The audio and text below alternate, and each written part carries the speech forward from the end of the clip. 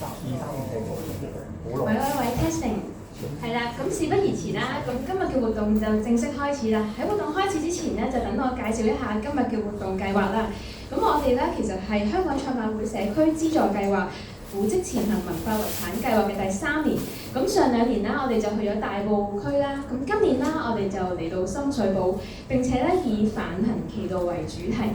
咁首先做個問卷調查先，有幾多個係深水埗嘅街坊啊？1個、2個，都唔算好多喎。咁其他都係可能嚟自其他區㗎啦。咁一提起深水埗啦，可能好多人都會諗起啦價廉物美嘅小販啦。咁今年咧，我哋咧就以一啲獨特嘅深水埗嘅產業，就係可能一啲2手嘅故衣業啦、當鋪啦、夜冷啦、天光墟啦等等咧，作為我哋嘅研究嘅主題，就去探討深水埗嘅草根經濟。咁今日咧係我哋嘅第一場公眾嘅真人圖書館啦。咁話明真人圖書館啦，咁就有別於平時嘅講座嘅。咁我哋咧係會以一種輕鬆啲嘅對談嘅形式去到傾嘅。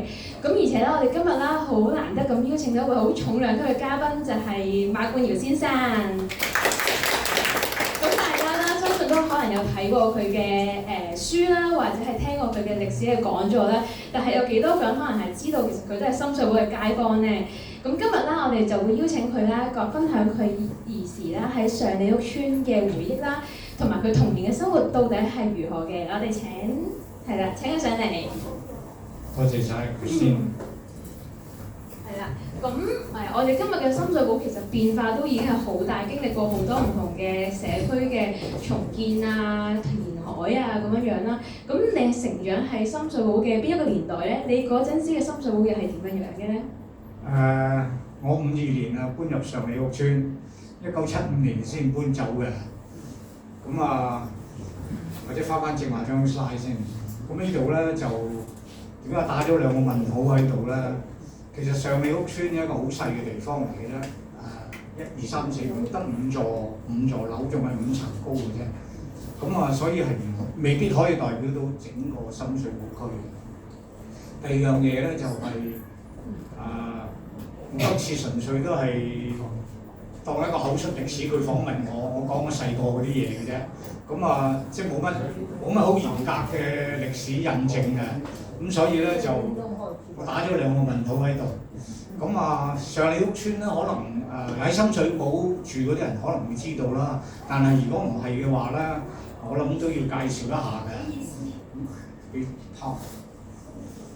咁呢張圖咧，你睇到咧就喺嗰個位，即係我眼咧就冇聽到嘅。上里屋村嗰陣時咧就喺條屋村咧就喺嗰個大埔道嗰個位嗰度嚟嘅。咁就係嗰個位。咁呢張圖係前後冇幾耐嘅呢幅地圖，所以咧就仲未起好嘅上里屋村。咁下一張咧或者呢張再講咧就係其實我哋而家喺呢度呢一忽咧，其實已經係成晒型啦。咁呢一忽其實咧就喺20、30年代咧已經填咗海嘅。咁呢堆填咗海之後咧，就你見到咧就即係啲街都四正正啦。咁另外咧就有個軍營喺嗰度嘅。咁長沙灣咧就全部都未填海嘅。咁所以係長沙灣。咁其實一個灣嚟嘅。咁下一張咧就起好咗啦，又係嗰條斜路。咁你睇到咧就H 型嗰啲咧就係李鄭屋村。咁即係我哋以前所講嘅7層大廈或者廉租屋。咁你見到咧就呢幅圖咧就長沙灣開始有個計劃咧係填海嘅。咁就而家更加係再出啲啦。咁嗰陣時咧就除咗李鄭屋村之外咧，仲有喺右手邊角頭見到 H 咧，嗰度就係石硤尾嘅廉租屋，就喺呢度後邊嚟嘅。咁再落一張圖咧就再新啲。咁呢個咧就2個廉租屋村都睇到㗎啦。李鄭屋村同埋嗰個石硤尾。咁咧就蘇村起好未啦？蘇村呢張似乎就好似未起好啦，就喺嗰個位嚟㗎。咁但係呢度咧，長沙灣基本上都填晒海㗎啦。咁有啲貨倉嗰啲咁嘅嘢喺度嘅。咁即係基本上呢個就係當其時即係上里屋村嘅位置啦。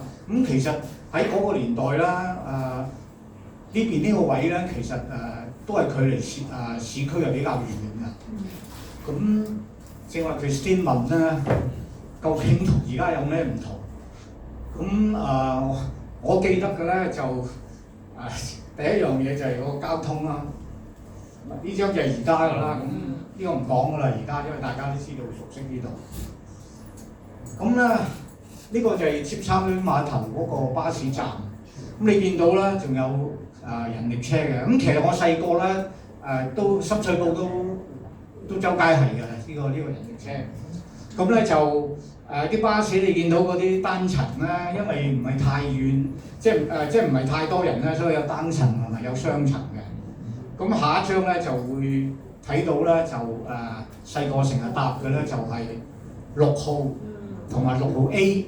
6號而家條線咧，其實基本上係冇變過嘅，即係你喺尖沙咀星光行一路搭到去荔枝角咧，其實佢所行嗰啲路咧，其實係冇變過嘅。同我細個嗰陣時，即係都係行彌敦道，然後大埔道，咁然後元州街，咁然後去到荔枝角。咁唯一變咧就係後尾嗰段咧，以前就係青山道，咁而家梗係轉咗出去荔枝角道嗰堆啦。咁你見到咧呢個6號 A 咧，咁你見到咧就係佢係去到欽州街嘅啫，未去到呢個荔枝角嘅。咁欽州街咧就啱啱好咧，就喺我哋上里屋村嗰個即係前少少嗰條街嚟嘅。咁因為咧就即係可能6號太多人啦，去到荔枝角，咁所以佢辦咗一條叫6號 A 線，咁咧就係俾即係喺嗰一區咧嗰啲人咧係坐嘅，咁所以咧佢都係一個單層嘅巴士。咁呢度睇到啦，呢個係即係再後期啲咧，你見到即係個6號站啦，咁有晒貨有晒成，咁尖沙咀碼頭呢個咧都你見到咧就係即係比較接近啲而家嘅樣啦。咁但係咧個人力車咧仍然有嘅。咁呢張咧就而家康文署咧就仲有2架人力車咧展開，一架咧就喺九龍寨城公園。咁呢一張咧就喺荔枝角嘅嶺南之峰。咁即係你離呢度唔係好遠嘅啫。咁咧就，但係佢嘅人力車咧就係比較咧係新款嘅。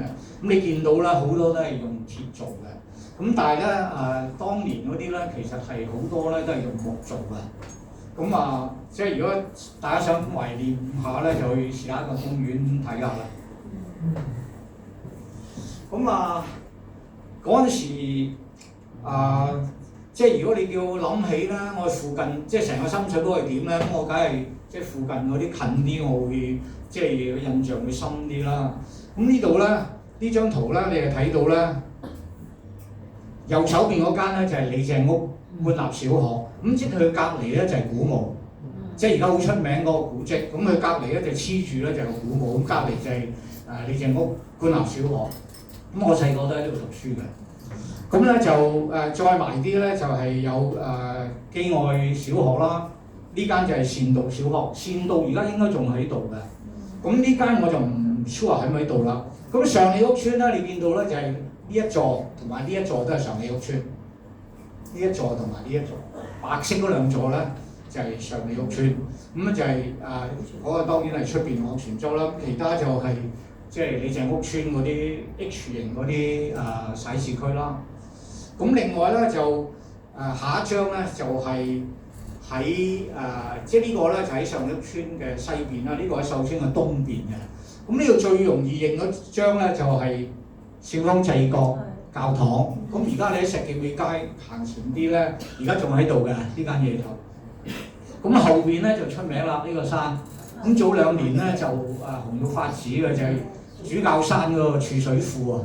咁呢個咧就係主教山嚟嘅，呢個係。咁你亦都見到咧喺石硤尾咧，因為大火之後咧起咗好多咧呢啲咁嘅廉租屋。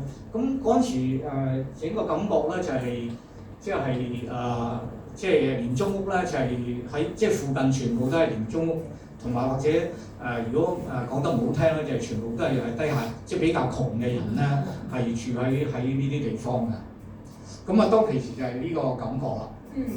咁嗰陣時嘅居住環境啦，其實係點樣樣？因為咧，我哋都有聽其他街坊嘅分享啦。其實咧，佢哋對於即係佢哋即係住喺深水埗嘅唐樓，佢話上屋村其實嗰啲人都幾有錢㗎。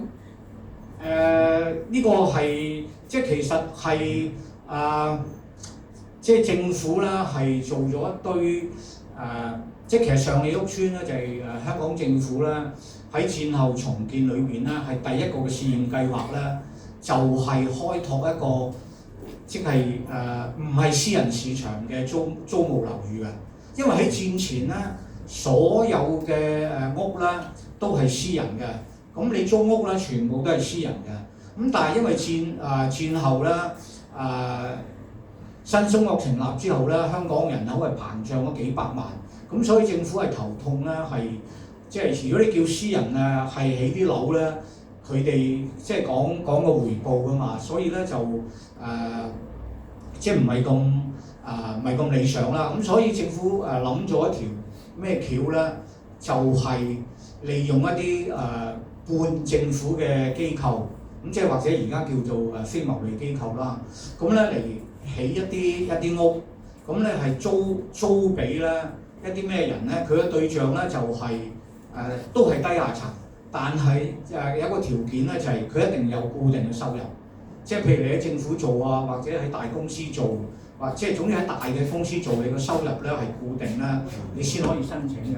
咁個理由係咩咧？因為嗰個機構咧，嗰個叫而家房屋協會咧，嗰個機構叫房屋協會。咁房屋協會咧，而家仲喺度啦，仲做緊好多呢啲樓啦。咁咧，佢哋係要即係睇住盤數咧，佢唔係賺錢，但係佢都要平衡咧，即係嗰個收入啊。咁所以嗰陣時咧好得意嘅，即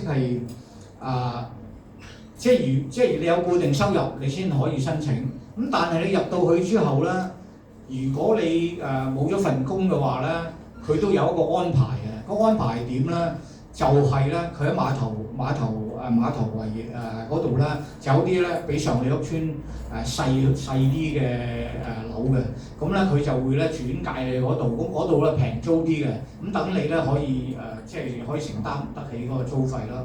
咁呢個即係其實呢個咁嘅呢個房協嘅政策咧，係第一咧就開拓咗香港一啲唔係私人嘅。即係而家嘅就係官方啦，咁呢個屬於係半官方機構嘅市場。咁而咧喺呢度咧，呢條屋邨咧係需要管理嘅。咁管理咧係亦都造就咗一班咧係即係物業管理嘅人才啊。咁即係等於而家你喺你譬如住私人樓，咁佢有個管理，咁有個管理處，咁有好多人咧就係你交管理費同咧維持間樓所有嘅嘢。咁喺政府就係叫房屋經理啦，譬如你住公共房屋嘅話，咁就有好多公共房屋經理。咁呢一堆咁嘅專業人才啦，就喺呢個時間咧係衍生出嚟㗎。咁即係其實咧仲有好多係。喺嗰陣時講係比較慘啲嘅咧，就係佢哋咧係冇一個穩定嘅收入啦。咁佢哋咧就要喺山坡度咧起啲木屋，或者甚至冇咧。我細個見到啦，即係呢度出邊咧，其實咧通街咧都係有張床咧，一個帳咁樣咧，啲人咧就係瞓喺街，即係喺街邊嚟嘅咋。咁所以咧就即係你都講得啱嘅，即係嗰陣時如果你抽到入住咧，其實係中咗條馬標㗎啦，等於。咁咧就即係比較好啲啦。咁一陣睇咧，佢個設計係相當好嘅，即係你估唔到啦，喺嗰個年代咧，竟然有一個咁好，即係咁好嘅設計嘅。咁亦都係因為咧，佢哋係交一個平嘅租啊，嗰啲住戶。咁所以咧香港個經濟一路好，咁嗰啲人啲人工越嚟越多。咁嗰陣時係冇入息審查嘅。咁所以咧，你過咗即係你已經有啲甚至乎好有錢嗰啲仍然住緊喺度嘅。咁所以咧，你正話嗰句説話咧，其實咧就係因為咧嗰個當其時咧仍然未有一個入息嘅即係上限咧係未有嘅。咁所以喺度嗰啲人咧，因為即係享受咗呢個低嘅租金啦，咁所以咧佢可以儲起一啲錢啦。咁咧然後咧其實咧後期咧即係好多咧都係即係幾有錢咯叫做嚇。咁當時候你屋企人知道你哋抽到啦，你哋又係咩反應？我嗰陣時就好細個嘅，即係唔知道佢係咩反應啦。但係即係即係後期聽啲人，即係後期因為好多人出入噶嘛，咁咧就嗰啲人咧就一入到嚟咧就話即係等，即係我正話所講啦，係中咗條馬標嘅。即係如果抽到嘅話，咁一間你都睇到佢個設計咧，真係即係好，即係幾即係一個好。我都唔知，即係一個而家唔完全唔會考慮到咧，係一個咁嘅設計。咁你睇到咧，呢張係平面圖嚟嘅。咁咧就佢有騎樓。咁而家你住屋咧有騎樓都幾艱難啊！我諗。咁另外有自己獨立廁所嘅。騎樓側邊你見到嗰個廁所，咁雖然咧都係踎廁嚟嘅，咁但係個廁所。咁咧就。呢度咧亦都有一個廚房，咁呢幅係實牆嚟嘅，你見到右下角呢個咧，嗰個廚房係一個實牆嚟嘅。咁咧呢個門口啦，咁前面一個即係全部咧都係窗門。咁你睇到啦，係有一個對流喺度。咁我記得我細個嗰陣時咧就風扇都唔使嘅。夜晚咧我哋開咗呢度門，咁啊對面嗰個 fan 咧又開咗。咁咪變咗所有風咧都扯咗嘢，晚黑啦係好舒服嘅，即係唔需要開冷，即係唔好講冷氣啦，風扇啊都係唔使開嘅。咁呢度咧仲有一幅牆仔啦，就係俾你隔住啦，即係做嘢㗎啦。咁如果你睇嗰個佢畫咗一個3D 嘅，咁你係睇到嗰個間隔。當時你哋係屋企幾多個人住啊？我屋企啊！我最初入去嗰陣時係5個人，但係後尾咧多咗3個細佬妹，咁即係8個人咯，即係當其時係。我問少少啊，我哋嗰15個組啊，咁樣夾埋8個人啦，你哋點樣安排嘅房間？嗰陣時有一招叫碌架床。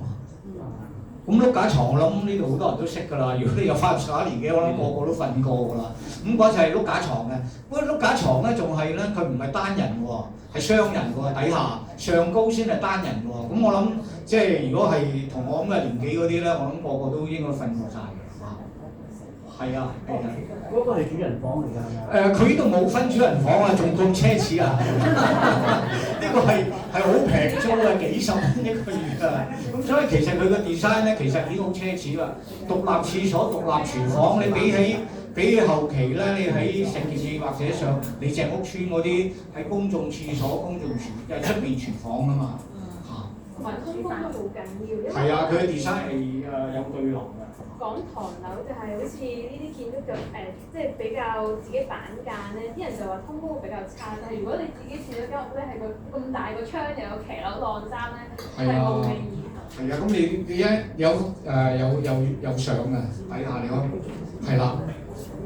咁你睇到咧，有騎樓有窗，即係咧其實係即係喺嗰陣時嚟講係一個相當舒適嘅地方，即係比即係所謂廉租嘅嘢。咁前面咧有大草地喎，有樹嘅喎。咁因為嗰陣時啲則師咧其實係好人道嘅，佢哋即係做呢啲嘢咧，全部都考慮過啦。即係究竟即係你有幾多地方係草地，有幾多個地方要樹，同埋咧係個光線咧係點樣走入去嘅。咁當其時即係我睇翻啲舊文獻啦，咁就係因為煤氣公司咧係駁唔到嘅煤氣嚟嘅，所以咧嗰陣時咧我哋煮食咧全部都用火水爐嘅。咁老一輩就知道咩叫火水爐嘅，即係泵落去。咁咧就嗰陣時亦都個則師亦都考慮過啦，做唔做天線嘅？咁因為咧就嗰陣時如果有天線咧可以收到新機嘅。咁但係後期覺得係奢侈啦，所以個則師就取消咗啦，係天線嗰樣嘢咯。咁呢度咧就係另外一座嗱，正話嗰度咧就係呢度嚟嘅，即係你見到棵樹啊，同埋花園咧就係嗰度。咁佢有5座嘅，咁呢度見到3座啦。咁呢個咧就係前面嗰座。咁咁呢條咧就係營盤街嚇。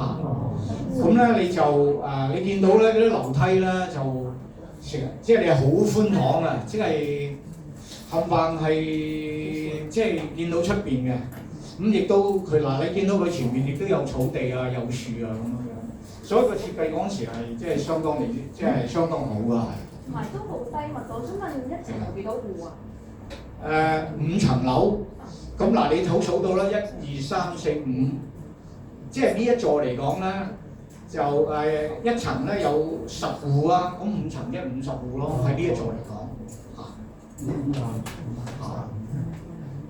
咁呢個咧就係喺即係正話嗰條營盤街啦，咁呢就係嗰座，咁呢條唔知順寧道定保安道我唔記得啦。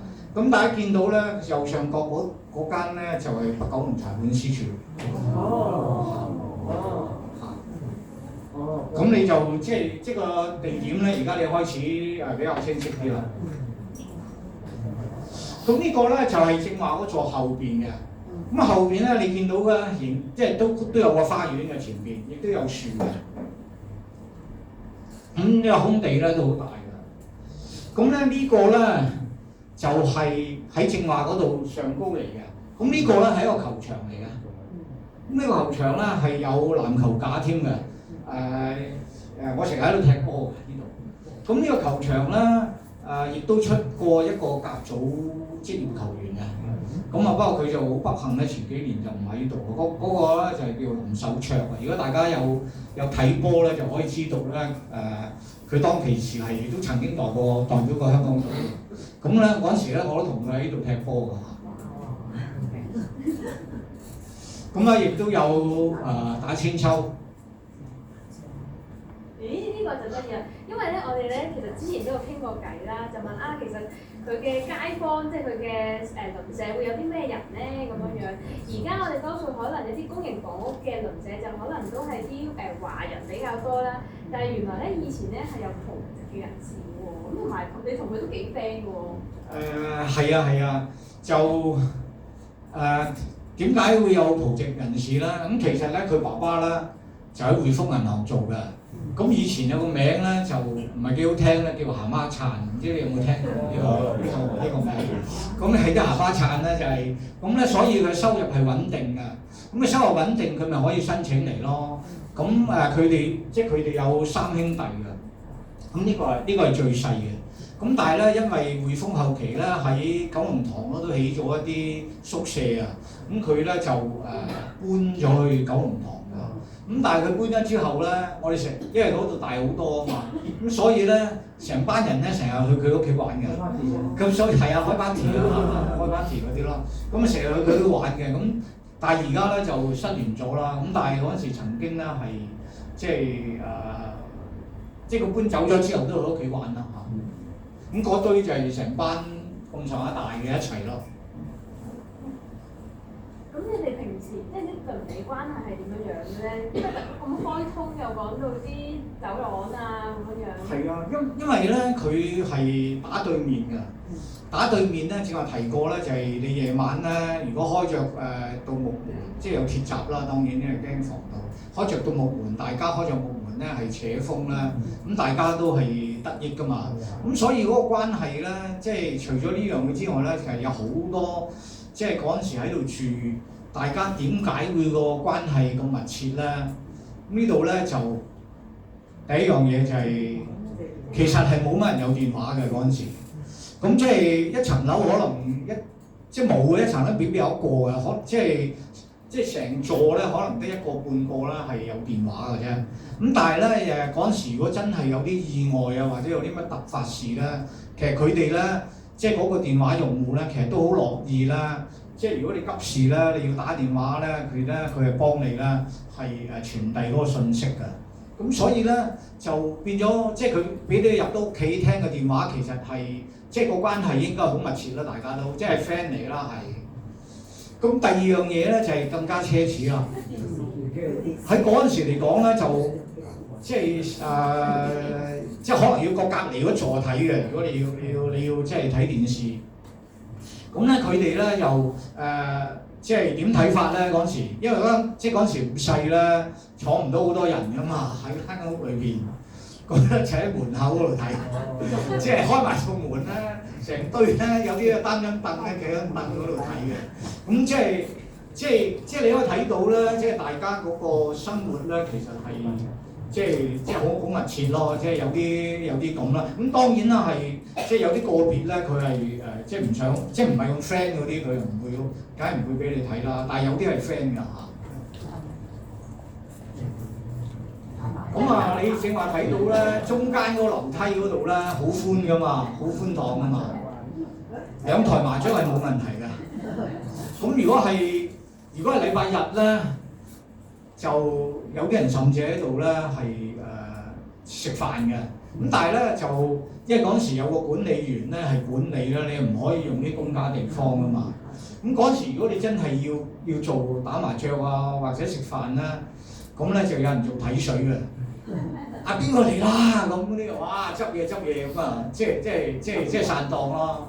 咁但係後期咧就一個管理員都喺度住㗎，即係啊，咁咧就變咗係 friend， 咁變咗 friend 咧就隻眼開隻眼閉，咁咧就即係個情況就係咁咯。咁你可以睇到啦，當其時嘅情況係咁。咁咧除咗打麻將啦，仲打天九添啊！咁天九我諗就啲後即係年青嗰啲，我諗唔知係乜嘢嚟㗎啦嚇。咁但係我都識打嘅嗰啲，因為喺嗰個年代睇人，即係喺側邊睇啦，幾得意喎咁樣。咁呢個咧就更加 friend 啦！呢樣嘢就係、我諗老一代咧應該知道咧做會啊係咩嚟？做會啊，你知啦，做會即係話即係譬如10個人，咁啊即係開會啊開100蚊咁先算啦。咁咧如果等錢使嗰啲咧就話我出10蚊，咁即係10蚊嘅意思即係點解咧？咁即係話咧，即係咧佢出10蚊，但係啲人100蚊會，咁啲人就俾90蚊，咁即係話咧佢已經係蝕咗10蚊息㗎啦。咁咧之後咧就叫供死會，每個月咧都要供100蚊嘅，你冇得走嘅。咁所以咧係方便咧係俾你救急嘅。咁同埋咧呢樣嘢仲有一樣嘢咧，個會頭咧係重要啊，因為可能揦埋啲錢走佬㗎嘛，未到尾嗰陣時咧，即係以前咧即係出邊咧就係好多嘅。咁但係咧大家喺度住呢度咧，就變咗你左鄰右里咧嗰個即係個關係又密啲，同埋你係唔走得㗎嘛，你即係比較難走佬啦嘅。咁所以咧就即係你睇到有呢啲咁嘅工會啊嗰啲情況咧發生啦喺個屋邨裏邊咯。咁咧就右邊呢張咧就係上連道街市，就行好冇幾遠嘅啫，隔離我哋。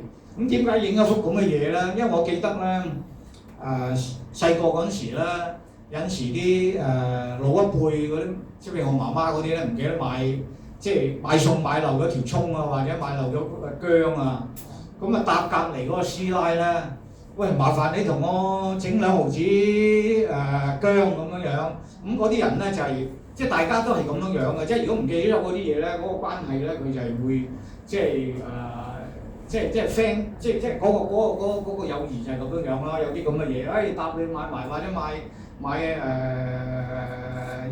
1毫子菜咁樣樣。咁點？另外咧就係呢度點解影一張咁嘅嘢出嚟咧？就係、以前咧就有啲人個人都帶頭蝦嘅，唔記得帶鎖匙。唔記得帶鎖匙咧點搞咧？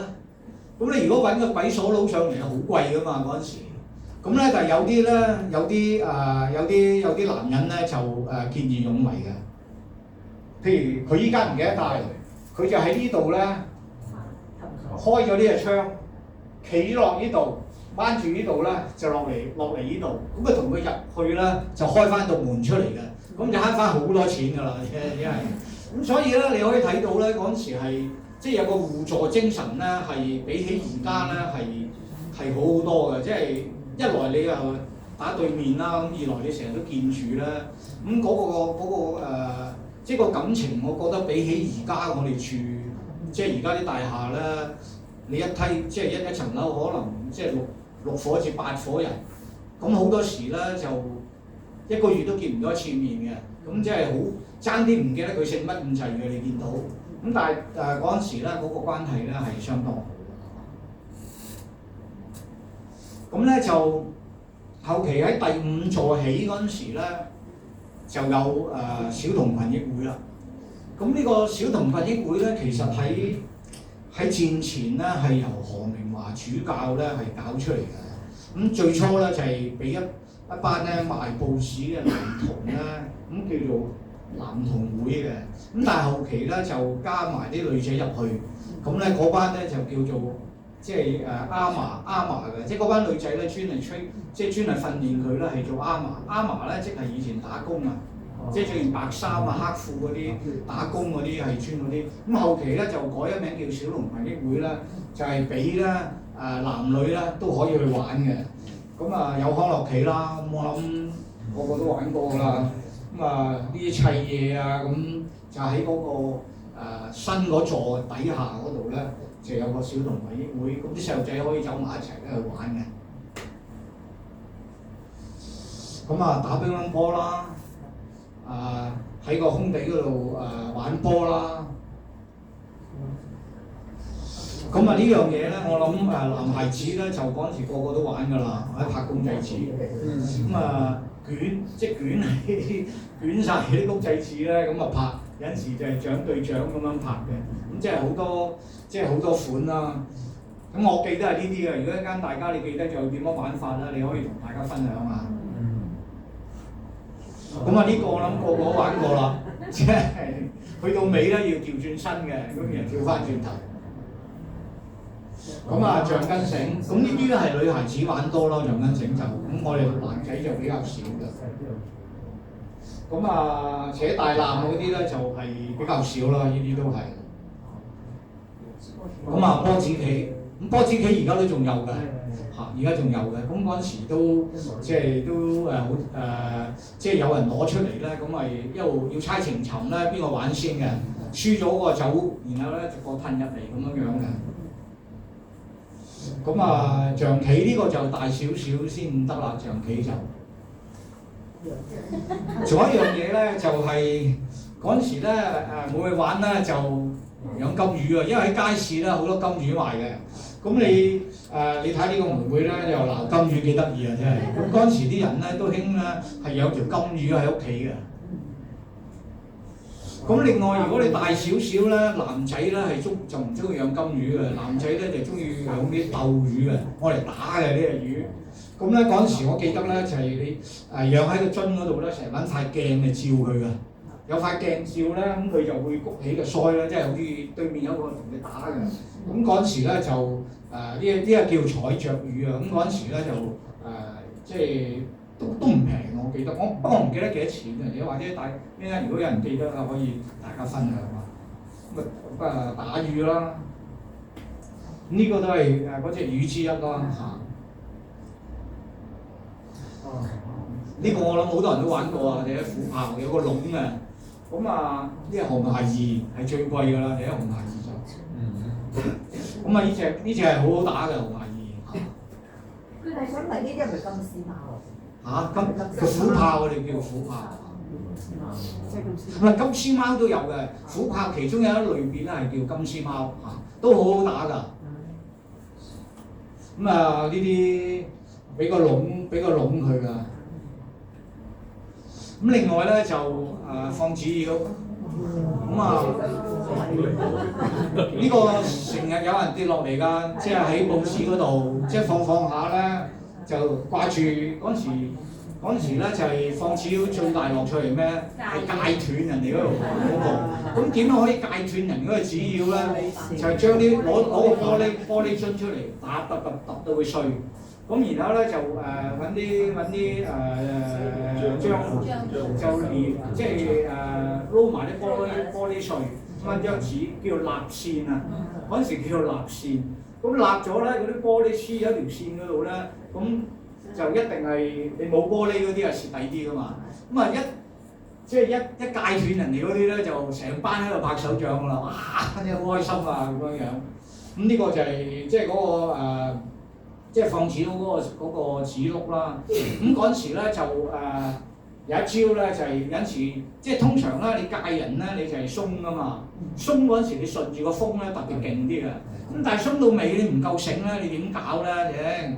咁咧就動起隻腳出嚟啦，因為佢有支竹噶嘛，咁咪捉咯，即係將嗰度咧喺度捉，咁咧就係、即係希望咧就係、等同咧你個風吹咁快，就唔使俾人戒斷嘅。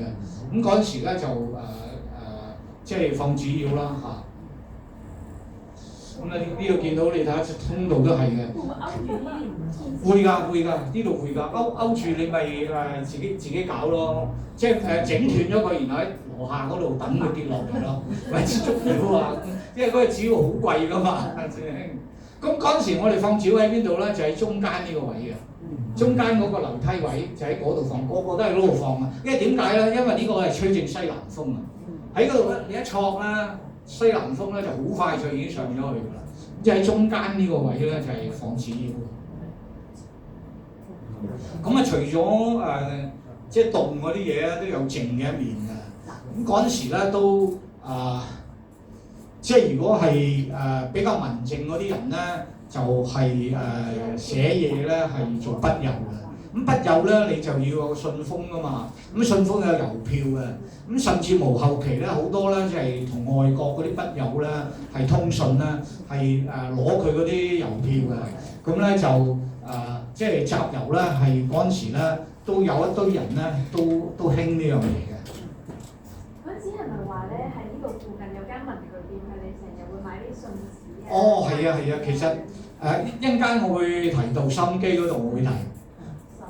係啦，嗰陣時咧最初咧就係麗的呼聲嘅，就係有線嘅，但係後期咧即係無線，即係有咗無線心機之後咧，就即係港台同埋商台咧都已經運作嘅。咁我記得嗰陣時返下晝班咧就先至可以聽到收音機嘅，因為點解咧？一個收音機咧屋企咧係等到好高嘅，佢唔俾你開嘅，即係夜晚黑你唔使旨意聽㗎啦，即係聽。咁但係咧日頭返晒工啊嘛，咁啊擔張凳上去開咯。咁所以嗰陣時返下晝班咧，我最記得咧就香港電台咧12點鐘咧有個人叫吳國衛咧係講咧即係洪熙官啊、方世玉啊嗰啲咁嘅古仔嘅。咁佢之前咧11點半咧，港台咧就係你我燒傷。咁你我燒傷我諗大家都知㗎啦。咁嗰時咧一聽咧就成個鐘頭嘅。咁啊就係即係趕唔切返學咁滯嘅啫。如果返下晝班就咁，但係咧就係得意嘅。咁到大少少咧，佢先至話問咧點解佢走到嚟白蘭街買紙具咧？就係大少少啦，就港台英文台咧 Uncle Ray 啦，我諗大家都識㗎啦 Uncle Ray。咁 Uncle Ray 有個點唱節目嘅，咁但係 Uncle Ray 嗰個點唱節目咧，佢係有規矩嘅。佢個規矩係點咧？佢係買一張卡紙，即係而家嗰啲貓紙啊，即係咁大張嗰啲細路仔寫 notes 嗰啲卡紙啦。咁佢嗰啲卡紙咧就喺呢度大蘭街嗰間嗰紮文具鋪先啱買，因為啱啱切到係嗰個 size 啊嘛。咁同埋咧，佢咧就係張一樣嘅話咧，Uncle Ray如果你唔係用佢個格式啦，根本咧佢唔會讀你出嚟嘅點唱。咁所以咧嗰時咧就成班人咧就走到嚟呢度啦，就即係買啲卡紙，然後話我點俾你，你點俾佢咁樣。咁咧就希望佢聽到。咁好多時咧要等成個幾兩個月啦，先聽到一次咧你自己嘅名嘅啫。即係嗰陣時即係有個咁嘅點唱節目喺電台啦。咁但係嗰陣時應該係比較大啲嘅。咁咧就咩情況會睇呢啲書咧？就係非法。不過我揾唔到張相，應該有嘅，即係都喺側邊飛法啦。佢好多連環圖咧，你等佢飛完咧嚟睇嘅。咁咧就即係嗰陣時睇呢啲嘢，因為係公仔嚟㗎嘛，覺得好得意嘅。咁你同埋咧，你飛法又唔使等啊嘛啲時間。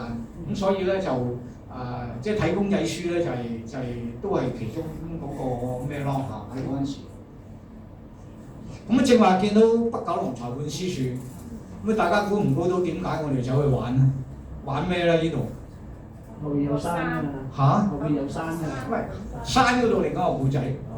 裏邊我講，因為嗰陣時咧，我哋踢波啊，踢完波周身汗，好鬼熱㗎嘛，冇錯啦，入邊咧就冷氣嚟嘅，咁啊成班人咧就去嗰度嘆冷氣，打完波，咁所以咧呢個咧就係因為仲有一樣嘢咧就係我哋上嚟呢度咧，如果你係經嘉頓大埔道咧就行好遠嘅，咁我哋咧有條捷徑咧就係掘晒啲窿。即係個斜坡嗰度咧，一級級咁樣掘啲窿啦，咁又爬上嚟咧大埔道，咁過去咧就非常之近。咁呢度係上里一公園㗎嘛。咁至於呢度咧，呢個山咧，山頂嗰度有個燈塔，咁但係佢半山咧有個山洞。嗰個山洞咧就好得意嘅。咁我哋咧嗰陣時咧就買本嗰啲虎鶴雙形啊。咁啊喺對住嗰樣嘢咧，就走去個山洞嗰度練功，因為睇得嗰啲戲多啊嘛，即係俾阿曹達華、檸檬啊嗰啲影響啦。咁咧呢度有條樓梯上嘅，咁咧就成班細路咧就上條樓梯咧就上去嗰個山洞嗰度咧，就研究咧嗰個虎鶴雙形究竟點樣打嘅，咁就係即係嗰陣時就係有啲咁嘅生活咯嚇。呢個就得意啦。咁你童年嘅生活都需要可能用錢嘅地方啦，咁你又點樣可以賺到啲錢翻嚟咧？即係嗰陣時一招嘅啫，即係嗰陣時1毫子已經係好多錢㗎啦，2毫子可以食一碗咧河粉啊，即係魚蛋河啊，2毫子魚蛋河或者細蓉。咁咧就儲錢啦，咁但係你儲錢嚟講係點搞咧？咁嗰陣時1蚊係好多錢㗎，對我哋嚟講1蚊係好多錢㗎係。咁下一張咧就可以睇到啦。暑假咧就嚟呢度拍門咯，咁咧就即係喂請唔請人啊？或者做包裝或者做咩？咁咧就係嗰陣時咧就即係嗰啲人咧就都好叻嘅嗰啲生意佬。你啊幾多歲啊咁？12，咁啊隔離嗰個哥哥咧就15歲嗰個就5毫子啦，你啊3毫啦咁一日。原來點解會係咁樣樣咧？因為童工係犯法嘅。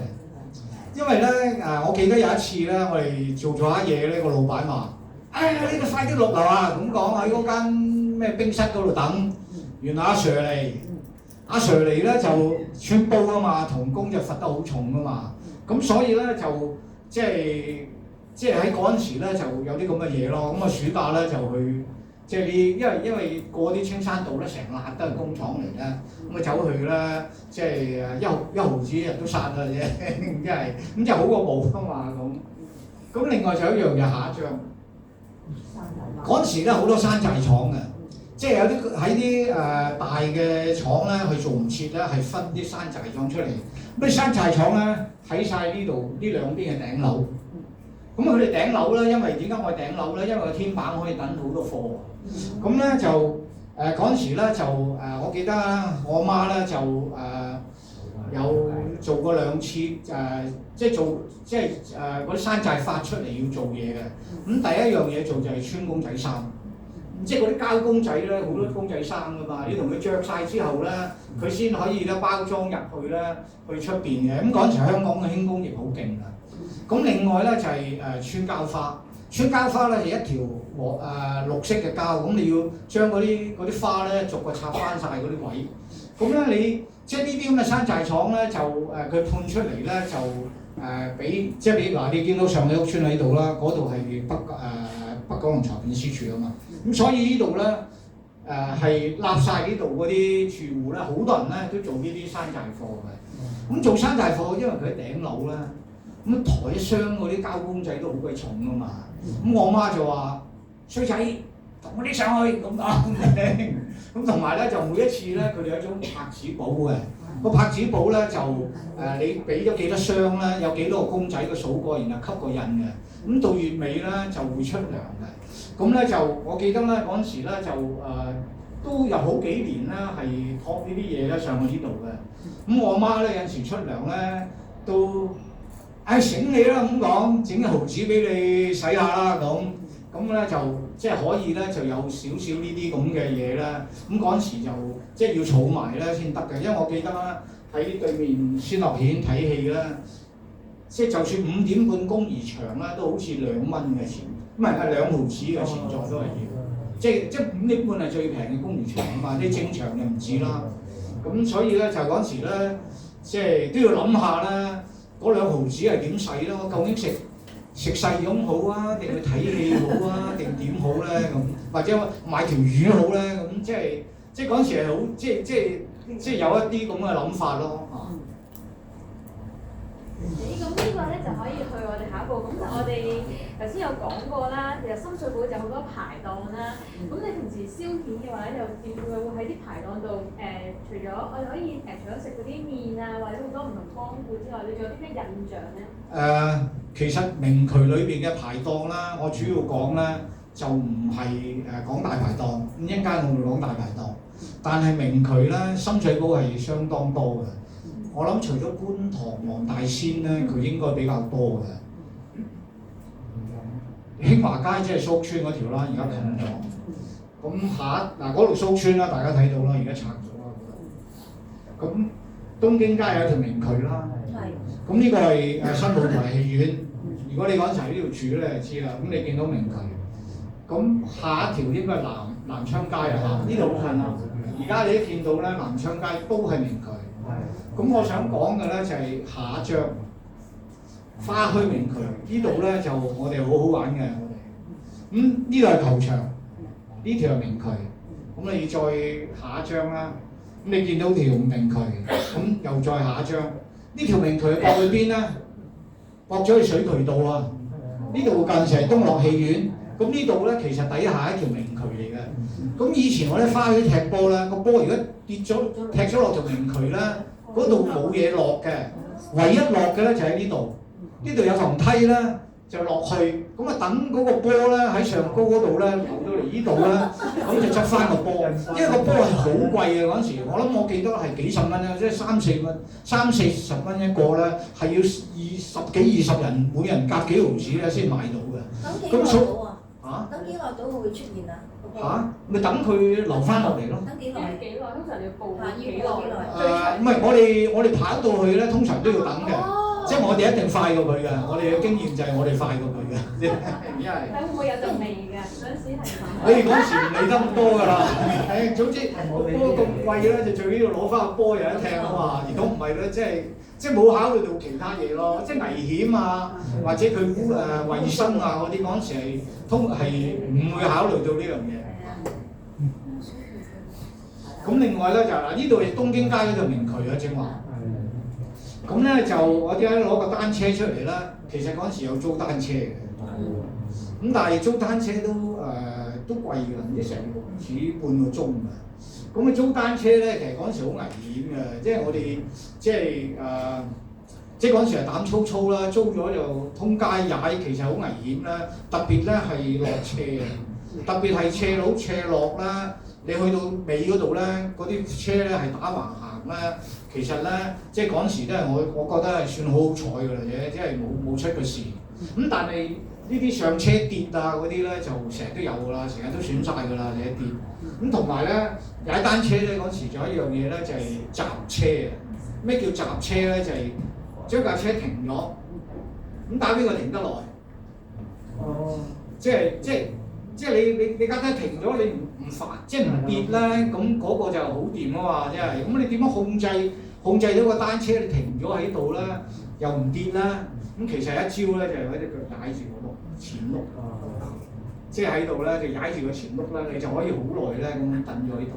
咁其實踩單車咧嗰陣時都得意㗎係。但係買一部係咪好貴啊？冇，我唔知幾多錢，一定係貴到我，即係一定係好貴咯，因為個個都係租嘅嗰陣時。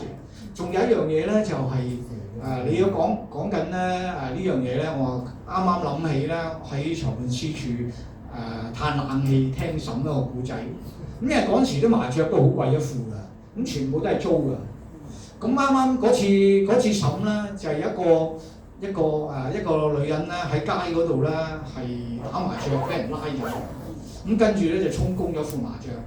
咁佢即係嗰個法官咧就問嗰個女人咧：你交咗罰款，仲有咩要求啊？咁冇錯啦，嗰個女人就話：法官大人，我可唔可以攞翻副麻將？因為嗰副麻將可能仲貴過罰款嘅。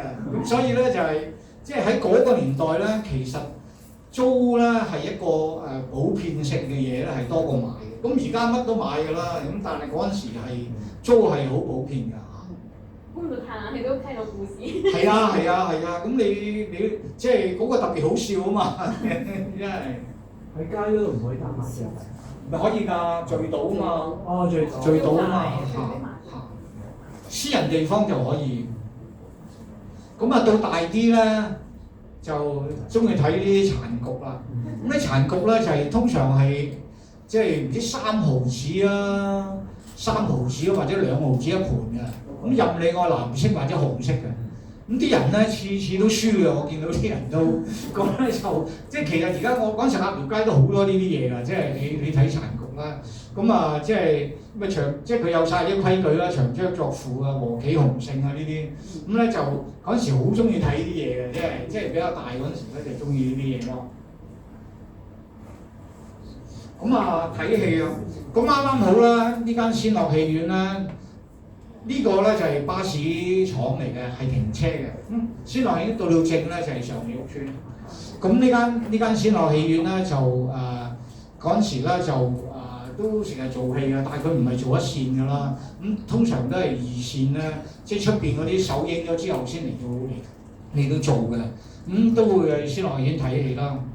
有旺角碼頭。嚇？旺角碼頭喺邊度？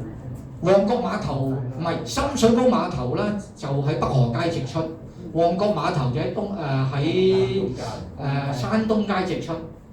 咁如果旺角咧，就要經過油麻地避風塘咧，先過到海嘅。咁新舞台戲院咁就係喺東京街嗰個角落頭啦。咁咧後期咧就我買咗張即係我自己冇收藏到啦嗰陣時，呢張咧後期咧就即係買翻嚟嘅呢張戲飛。咁嗰陣時咧就係新舞台戲院咧就你見到係過二嘅，即係正常係過2人錢嘅嗰陣時。咁另外一樣嘢見到嘅咧就係咩咧？就係即係有好嘢，梗係有唔好嘢㗎啦。咁嗰陣時買字花咧，通常喺條冷巷嗰度嘅，得一張台仔，好似呢啲咁嘅台仔。咁嗰個人都得張白紙，張白紙咁大嘅啫。咁你買幾多號咧？即係買上高一個 number， 下低一個 number 嘅。咁譬如即係佢有36個 number，咁譬如1 over 36咁。咁咧就即係如果你2個中晒就不得了嘅。咁你其中中一個咧都好多錢㗎啦。咁嗰陣時咧就有本書嘅。咁我都影咗一個copy。咁嗰36個古人咧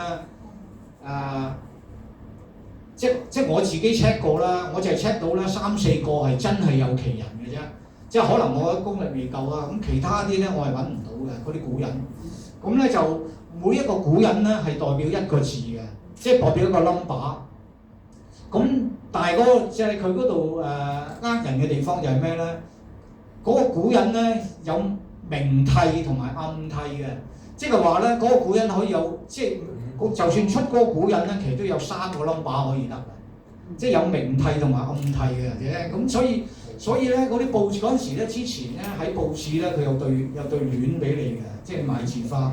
咁咧就等你估咧嗰個古人係邊個。咁咧通常咧第2日你睇到個開咧，你就知道點解啦。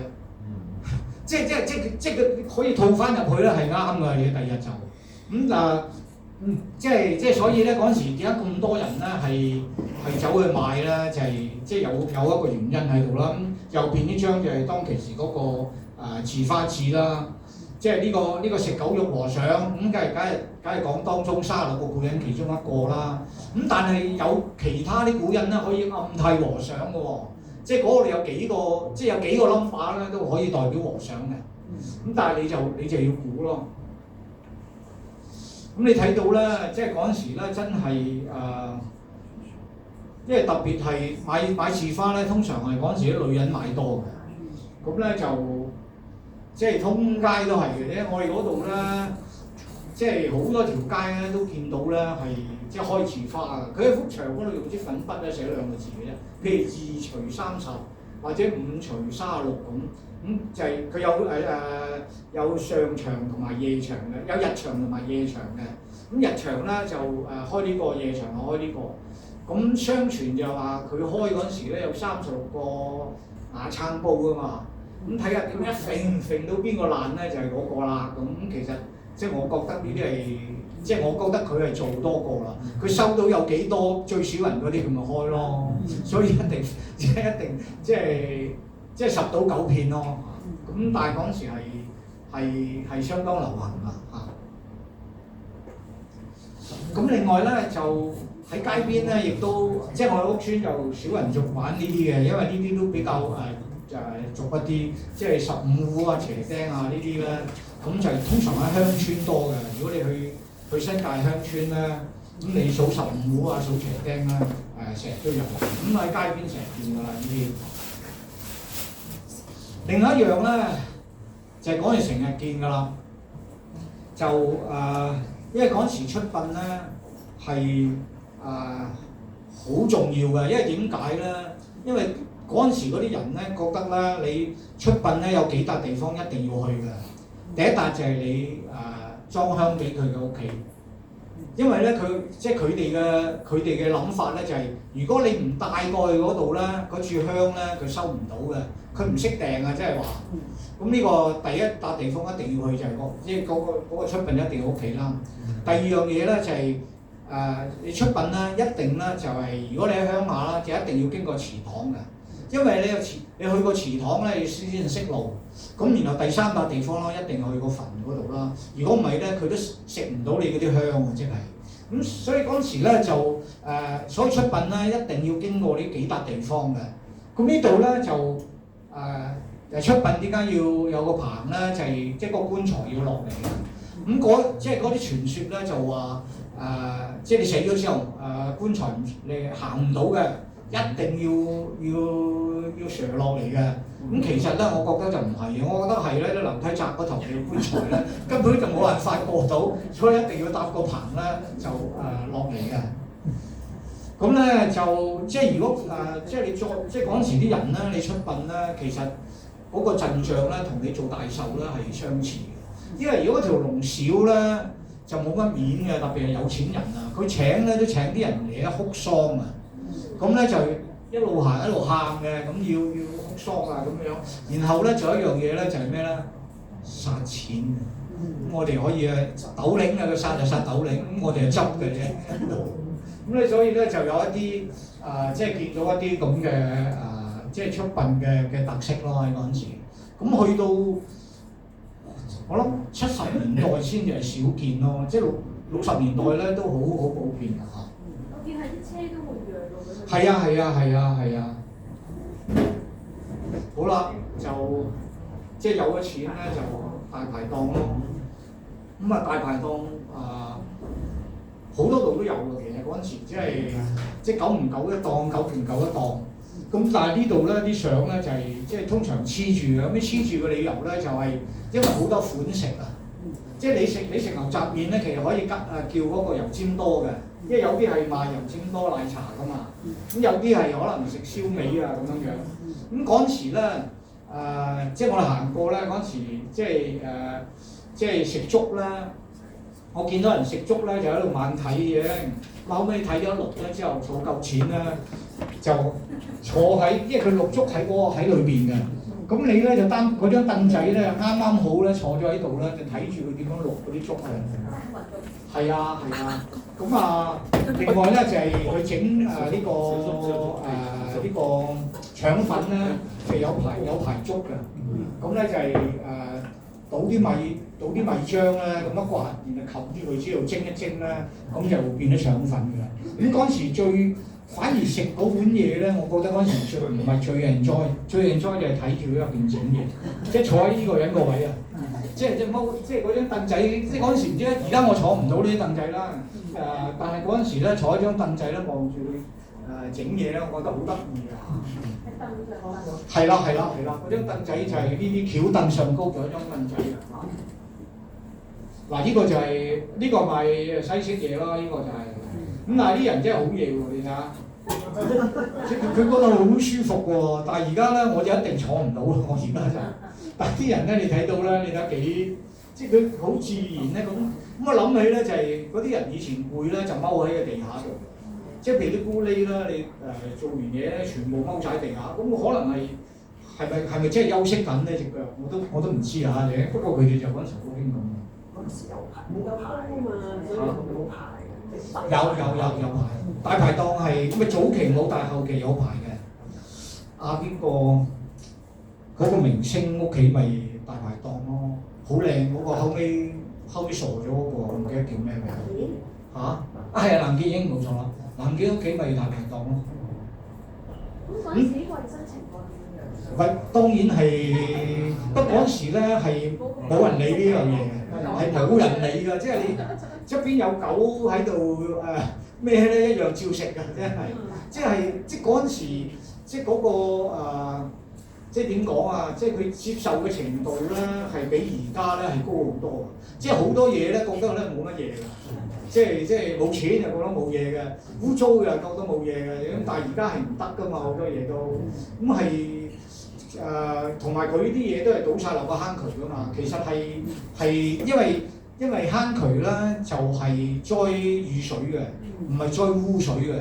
咁所以咧你倒落個清水渠嗰度咧，其實係染污咗好多嘢嘅。即係理論上你污糟嘢應該係去污水渠係由污水嗰邊走㗎嘛。咁但係嗰陣時咧就係唔係好理嘅。我記得咧嗰陣時我暑期工咧曾經喺公務局咧做過3個月咧，就係油麻地避風塘咧嗰個避風塘咧臭到不得了。咁個原因咧就係因為所有嘅人咧喺街賣嘢咧都倒咗落個清水渠嗰度。咁所以咧其實咧就令到嗰度非常之臭。嗰時咧就係即係搞緊一個方法咧，究竟點樣可以將嗰個油麻地避風塘嗰個即係嗰種臭味咧係拎走嘅。咁其中一個方案咧，嗰陣時我哋提咧就係將呢啲污水同埋清水渠延長出呢個避風塘出邊，即係駁長嗰條管啦。咁第二個方法咧就係嗰陣時啱啱咧就好多地方咧都喺個避風塘底咧係整一啲轉機啊，即係曉喐嘅機。咁即係你一發佢咧，佢係產生一啲氧氣啦，而呢啲氧氣咧可以同嗰啲污糟嘢咧係有個化學作用咧，係令到咧個污染係少咗嘅。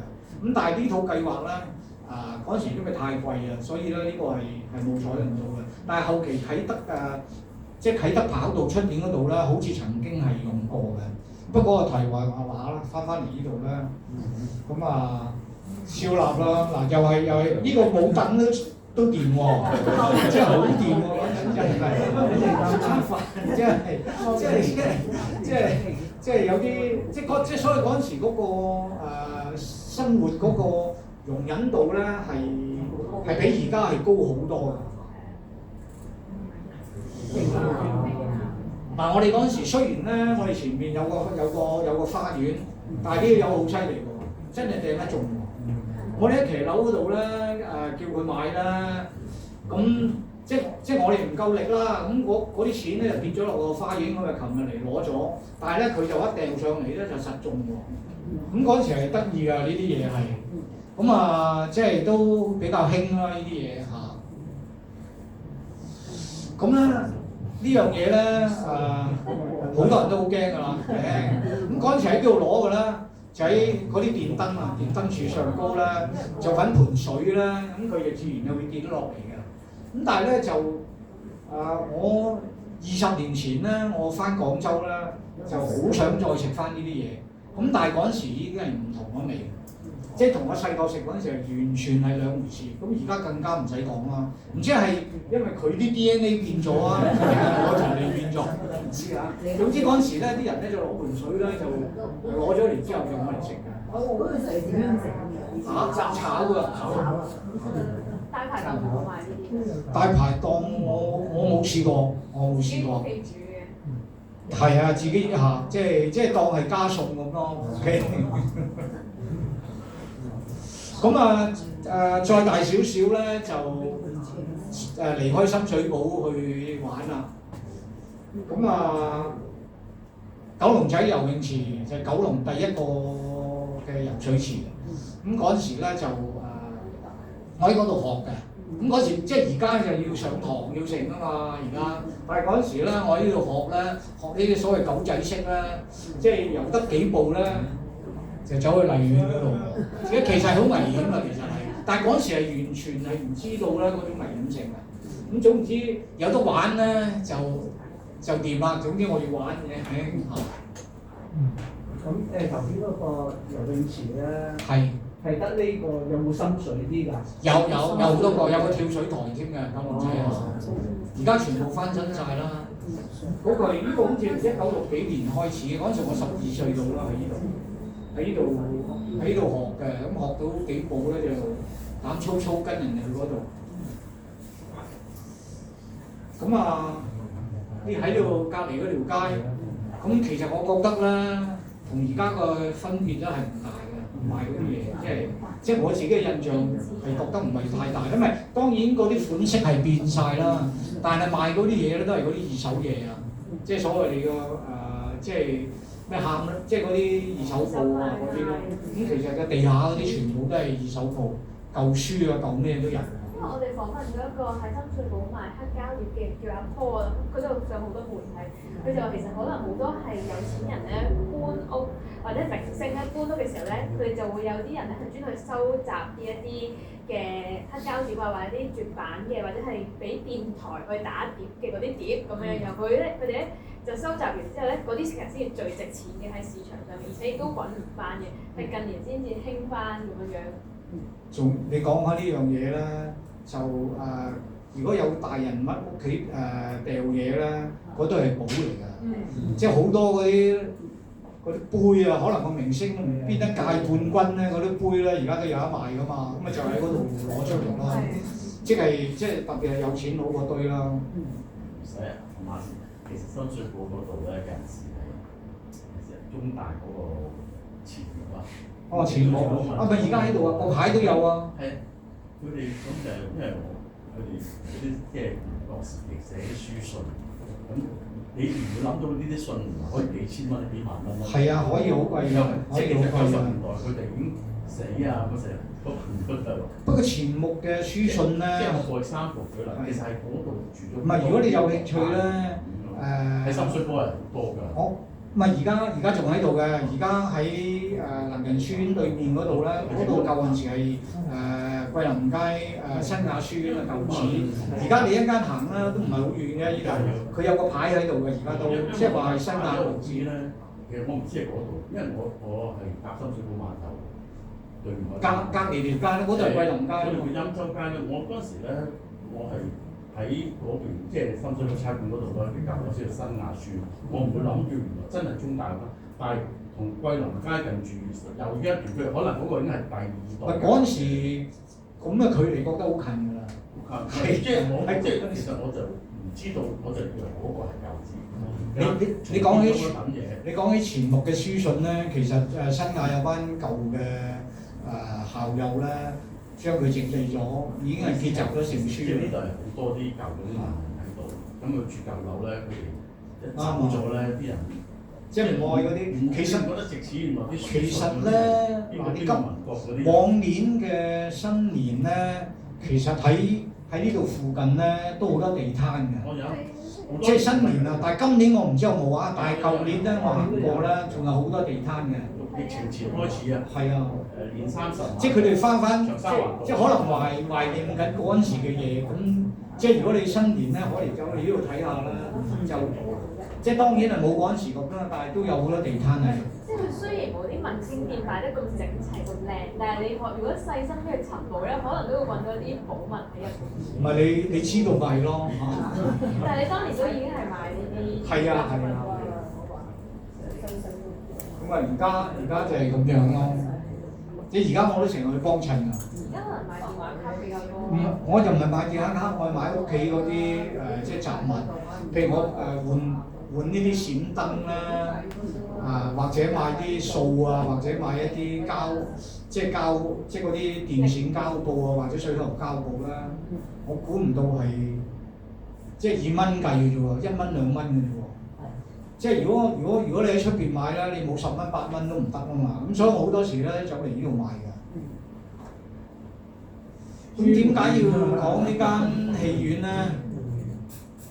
嗰時咧就即係除咗佢夜晚成日有殘局睇之外咧，嗰時咧我最中意，即係嗰時咧因為仙樂同埋新舞台都唔會做黃飛鴻嘅戲嘅。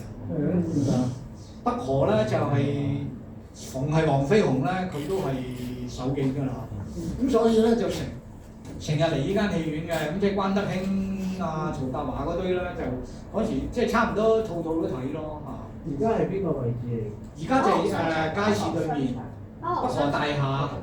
北河大廈而家係即係街市對面啊！呢度有個街市啦，個街市係4面嘅，咁佢有一面北河街嗰面對面嗰個。但係戲院冇咗㗎啦。戲院冇咗。咁講埋呢度嗰陣時咧，就見到有一個好得意嘅嘢嘅。咁嗰陣時咧就細個都唔係好知係乜嘅。咁有好多有啲女士咧着住衫褲嘅，咁又橙，咁就問咧先生睇戲啊，你使唔使人搣橙啊咁？咁嗰陣時係即係唔知咩事嘅，咁但係咧就即係見到好多呢啲咁嘅嘢咯，即係嗰陣時係即係有呢啲另類嘅細個嘅睇到嚇。點解搣橙啊？係咪喺戲院啲？咁可能好多戲院都有㗎，不過就即係我啱啱去睇戲見到咁解嘅。咁啊，深水埗咁喺你城，因為好多人咧可能會覺得深水埗而家就係比較舊區一啲啦，可能會比較雜亂一啲啦咁樣。咁對於你嚟講，深水埗係有啲咩嘅印象咁樣咧？其實咧我諗喺嗰個年代咧，佢都一樣啊，譬如字花、吸毒或者一啲黑社會，其實即係我冇接觸過啊，所以我冇辦法講到嗰啲嘢出嚟。咁所以咧就我諗個區都一樣嘅。咁只不過咧就係睇下你將嗰區點睇法。咁但係咧喺深水埗嚟講咧，其實都有好多好嘢嘅。我喺呢度讀過㗎，我幼稚園喺呢度讀過，阿黃霑都喺呢度讀過。嚇？佢係女校，但係咧佢收男仔收到1年班，所以1年班我就離開咗。咁我睇阿黃霑都好似喺度讀過。咁其實德清當其時嗰位校長咧係藝修女啊，咁佢係相當有魄力嘅。咁佢係其實保協即係德清係屬於保協會嘅，保協會其實喺戰前咧已經係嚟深水埗咧開墾咧，即係傳教嘅。咁成班咧其實咧係保協會裏邊嘅華人修女，咁佢哋嗰陣時咧就覺得九龍咧係應該一個開發嘅地方，咁所以就嚟咗深水埗，咁咧就搞保協會。咁其實最先咧就係醫院嘅保協醫院啊，最早嘅保協醫院。咁藝修女嗰陣時咧好嚴喎，即係我印象中咧佢係即係個樣係好惡嘅啫。我細個嗰陣時覺得，咁所以佢啲學生咧，我覺得好乖咯嚇。咁其實佢喺度做教育咧都做咗好多年啦，而家都仲喺深水埗嘅，不過就喺英華嗰邊啫嘛嚇。咁呢個就係當其時嗰間保協會啦。咁呢個就係幼稚園喺呢度嘅，我嗰陣時上堂喺呢度上嘅，好靚㗎個花園嚇。咁保協醫院咧，亦都係即係保協會個修女啦，嚟到呢個係戰前咧已經嚟開墾㗎啦。咁咧就當其時有2個華籍醫生咧係幫手嘅，咁佢哋咧仲搞埋好多咧同細路仔殮葬啊嗰啲服務㗎。即係如果啲細路仔嗰陣時好容易夭折㗎嘛，咁佢咧就喺附近嗰度咧揾咗個山地咧係即係一條龍服務咧，同佢搞掂晒呢啲嘢嘅。咁保協醫院咧而家都仲喺度啊。呢個就係而家個樣咯嚇。好啦，就深水埗咧仲有一啲好嘢嘅，咁好嘢咧就係喺石硤尾街，大家記唔記得有條耀東街啊？耀東街咧其實就係取自黃耀東先生嘅。咁黃耀東先生咧喺戰前咧就喺深水埗咧，亦都做咗好多善事嘅。咁即係日本仔嚟嗰陣時咧，佢喺深水埗有啲工廠咧，或者有啲住宅咧，佢都開放咧俾啲難民咧入去住嘅。咁佢住嘅地方咧就係東路，就係呢間。咁即係而家嘅東路大廈，即係而家嘅東路大廈就喺呢度嘅。咁佢嘅仔咧就仲犀利，睇下張圖，係啦。呢個坐喺右手邊第二個咧就係佢個仔黃百勤。黃百勤咧就同胡適咧喺Cornell嗰陣時係同學嚟嘅。咁深水埗街坊福利會咧係全香港第一個成立嘅街坊福利會。其實好近呢度嘅啫。係非常近。隔離緊。點解會揀中咗喺呢度成立第一個咧？因為黃百勤，因為佢英文 OK。咁咧就搞咗好多啲憲章，你知啦，你成立一個會咧，好多憲章、好多成咧都係英文噶嘛。咁咧就黃百勤嘅關係咧係成立咗呢個深水埗街坊福利會。咁其實呢個街坊福利會咧係喺政府咧喺戰後一個重要嘅社會福利嘅政策嘅推動嚟嘅。因為喺戰前咧社會福利咧係由慈善團體係包攬嘅，即係譬如係教會啊，或者東華三院啊，或者保良局啊呢啲慈善團體咧係推行社會福利嘅。咁但係到戰後咧，因為啲人又咁窮，又嚟咗咁多難民咧，咁所以政府咧就用咗街坊福利會呢個 concept 咧，係推行佢嗰個社會福利嘅嘛。因為咧中國人咧，你住埋一堆咧。大家咧左鄰右里咧都有啲親切嘅，譬如修橋補路啊咁咧，都大家可以聚埋一齊咧，係為嗰個區咧係做嘢。咁佢係用呢個觀念咧嚟推動呢個社會福利嘅。咁特別黃百勤啦，係佢亦都有錢啦，因為爸爸係黃耀東啦。咁佢亦都譬如石硤尾大火咧，東樓係開晒俾人住嘅。咁呢個人咧就好得意嘅，從來未見過佢着西裝嘅。你見親佢咧都係着唐裝，即係其實佢有個河東嘅影子嘅。咁咧，所以咧，因為你即係你係一個純正嘅華人咧，香港政府咧係更加咧依賴你，因為你華人同華人咧個關係咧更加係即係信得過啊嘛。即係由佢推動啲嘢咧，就通常都唔會甩底嘅。咁即係。後期整咗好多義學啊！而家街坊福利會學校都有啦。後期咁義醫啊，即係好多當年啦譬如石硤尾大火啦，佢都出咗好多力嘅喺呢度。咁另外咗深水埗街坊，你仲有一個有錢人咧，就係邊個？就係余達之。咁大家知道有一村有條達之路啦，咁佢係做糖果生意嘅。咁余達之咧亦都係其中一個委員嚟嘅。咁佢哋係成堆人咧係即係有心咧係幫咧，即係喺地區裏邊咧呢班即係需要幫嘅人咯。咁呢個就係呢間就係東樓嚟㗎。咁呢就係佢屋企嚟㗎，喺屋企開會嘅。佢用埋佢屋企咧嚟開會啦。早期係做街坊福利會嘅即係叫總部咯嚇。咁呢間有義學啦、義醫啦。咁另外咧就我細個嗰陣時咧就冬天咧就佢出嗰啲咁嘅冬天嗰啲底衫咧係好暖嘅。咁如果你一着咗咧，你就褸都唔使着嘅，着件恤衫就 O K 嘅。咁呢間嘢咧就唔知仲喺唔喺度啦，喺度係嘛？咁嗰陣時咧就即係相當出名啊！佢嗰啲底衫。呢個咧就依家仲喺度啦，而家有幾間喺深水埗啦，嗰啲遮係最上咁咯。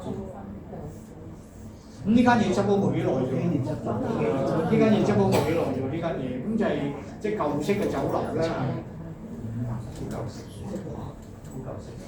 咁啊，嘉頓都仲喺度嘅，而家嘉頓。下面見咗間咖啡咁樣。係，唔係嗰度？其實我細個嗰陣時已經係西餐㗎啦，嗰陣時係冇錢入㗎。好似話要着正裝先可以入㗎嘛？呢個唔知啊，因為嗰陣時係即係你一睇到個牌你就唔會你諗想入去嘅。嘉頓其實以前咧，除咗西餐咧，佢曾經係做過酒樓。酒樓。我細個係去飲過茶嘅。咁同埋頭先你公民南昌街嗰邊咧，你去翻嗰度，即係南昌街嗰邊咧，你當時提到以前好多人瞓，即係露宿街頭。咁嗰個南昌街嗰邊咧係有好多個家庭咧喺嗰度露宿，應該去到70年代都仲露宿街頭。因為我細個係見，即係呢個好普遍。我細個差唔多咧瞓街嗰啲咧係好普遍，即係成日都見到㗎。佢唔係話啲男人先瞓街，佢係成個 family 喺嗰度瞓街。即係等上樓咯，即係其實佢係最慘嗰啲啦，稍為好少少就冇屋區咯。即係你冇屋區，但係都要擔水。即係佢其實唔想上樓嘅，即係因為我喺隔離嗰度住，見咗佢哋住咗好多年。咁啊，近期就啲人實去啊，如果你買新電腦，咁佢都有佢自己本身嘅特色咯。好啦，今講到呢度。多謝馬先生分享咗咁多珍貴嘅相啦，仲有佢細個嘅時候年青嘅樣。咁而家咧就開放就係台下問答嘅環節啦。如果大家有咩問題咧，咁都歡迎可以舉手去發問。其實唔係問題啊，譬如好多位咧都分享咗佢自己嘅經驗啦，即係我可能有啲記漏㗎嘛。唔好意思，我因為街坊，我住 E 座嘅，咁住上料圈 E 座最新嗰座。我係冇露台嘅，我好細個，我係住到搬咗去郊外村。係啊，佢搬到郊外。我想問有冇多啲關於 E 座？因為我今次過嚟目的就係因為想知道 E 座嘅嘢，因為我好細個就係讀去李鄭屋官立書讀書啦。嗰陣時我唔知你有冇，嗰陣時嘅同學咧好豪嘅，請人睇古墓，1毫子，隔離嘛古墓。係1毫子，嗰時1毫子，我同學好豪咁攞1蚊出嚟，嗰時1蚊就應該好過你嗰時。一定好過啦。好過你嗰時係啦，咁我想了解多啲 E 座啦，呢個第二個問題，我想問咧，深水埗我自己喺度嗰時都會喺度讀書嘅時候，雖然唔喺度住，後尾搬咗第二度啦，咁都成日翻嚟呢度去即係所謂尋寶睇下啲奇怪嘢。咁我啱啱突然間深刻有個印象係，我諗起廖啟智先生。30-40年前，我諗佢拍第一套嘅《龍屋》，佢攞第2次男配角金像獎嘅時候，佢講一句説話，佢話估唔到30年前攞獎嗰套《龍屋》嘅獎，30年後香港嘅住屋問題冇解決過，甚至仲嚴重咗。咁我想問喺馬先生，即係我相信你係 professional， 我想知道了解多啲深水埗呢邊呢兩件事情點樣去睇法咧？因為我想睇到裏邊咧好多嘢我冇經歷過，因為我好後期已經係咁，但係我有啲我都會，譬如大排檔嗰啲，你講我啲我都有試過企喺度睇人睇食中，我好開心咁樣。問咗一陣，我等你上映一過嘅時候咧，我個腦突然間嗰種味道啊，夾住嗰啲粟啊、臭啊、有香嗰種感覺咧，喺個腦閃出嚟，突然間唔知點解。咁因為我讀李鄭屋官立小學嘛，咁所以有嗰時候都係咁走嚟走去係宇宙商場啦，我個年代宇宙商場，另一條係戲院啦，咁所以我想。第一件事了解翻 E 座多少資料啦，二來我係好想知道佢哋點睇法深水埗，因為我唔知叫好彩定唔好彩，深水埗係最窮嘅地方。你講瞓街個情況，我細個，我諗我細你10年20年，我唔肯定，但係我細個我都見到喺嘉頓，甚至或者喺青山道，我好深刻印象。我同我啲朋友都講過，我細個4-5歲嘅時候，我見到個婆嗰度嗰時有間戲院嘅，出嚟嘅時候咧，有個後門係走嘅，咁笠咗落去嘅。佢坐喺個箱度，冬天係咁行喺個床，即係佢晾咗出嚟，手兩係瞓喺紙箱度。我已經刻到好深印象。咁我覺得，即係香港發生咩事咧？咁有錢，有錢到咁嘅地步，點解會？即係嗰種感覺，我頭先見到上面，我個腦好多衝擊，所以做識得唔係咁好可能。咁但係我好想知道點樣可以令呢個環境改變得好啲，因為安居樂業啊嘛。你諗你細個嘅時候都係想安居樂業啦，係嘛？咁去到呢一刻又點睇咧？第一個問題啦，E 座咧係其實個規劃咧係比起其他嗰4座係更好嘅，因為佢最底嗰層咧就係小童群益會，我正話提嗰個小童群益會就係 E 座，但我諗你都玩過啦。冇啊！我嗰時執咗笠㗎啦，執咗長期鎖咗啦。我已經執咗啦，已經。係嗰時左手邊喺個屋邨辦事處，我記得我媽咪去交租咯，交租會到。但係個管理員喺 E 座住喎。係啊，冇錯啊，冇錯啊。即係我記得個管理員咧就喺 E 座住嘅。係啊，冇錯冇錯啊。咁就咁好多時咧，因為 E 座比較細啊。係冇錯。咁佢當佢個家庭成員多咗嘅時間咧，佢都會搬咗去我哋嗰邊嘅。哦。即係我哋嗰度係住8個人㗎嘛，就係問過啦。咁我都識得有幾個咧，我哋嗰度咧都係喺 E 座搬過嚟嘅。咁就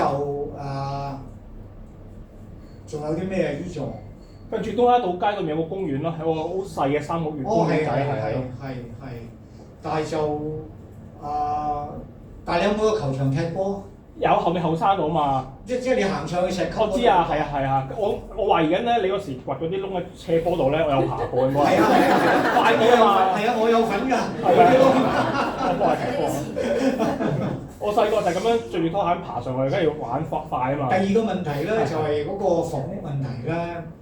其實房屋問題咧喺1842年開始已經係㗎啦。就算英國人第一次上嚟咧，即係登陸咧，其實房屋咧都已經係一個問題。咁其實所謂嗰個寮屋啊 squatter 其實唔係戰後嘅事，係19世紀咧個事嚟㗎。係冇錯。即係通常你冇屋住嗰啲咧就係叫 squatter， 咁佢哋咧呢個問題咧係100幾年咧都係冇解決到嘅。咁只不過咧喺戰後個問題係更加嚴重，因為喺戰前我正話提過啦，所有嘅屋咧都係由私人市場供應㗎嘛。咁所以咧變咗咧就即係你住咗私人屋咧，其實你嘅生活係即係比較好一啲㗎啦。唔好嗰啲你要山邊啊或者喺街嗰度咯。咁戰後咧呢個問題係更加嚴重啦。咁even係喺石硤尾大火之後咧，香港政府成立咗呢個房署啦，嗰個問題咧其實係一路都未解決㗎。即係就算正話你石硤尾好，你隻屋好嗰個踩市區咧，其實係未足夠咧係所有嘅瞓喺街或者喺木屋區嘅人。咁我記得咧喺80年代初咧，木屋區都仲未解決嘅。都要係揾人咧係上屋嘅，咁仲要加埋有一個問題咧，就係咩咧？就係啲住喺水上嘅人，即係等於正話喺油麻地水塘，因為油麻地避風塘、銅鑼灣避風塘、香仔避風塘、收益灣避風塘嗰一堆水上人咧，亦都好艱難咧，係點樣上樓嘅？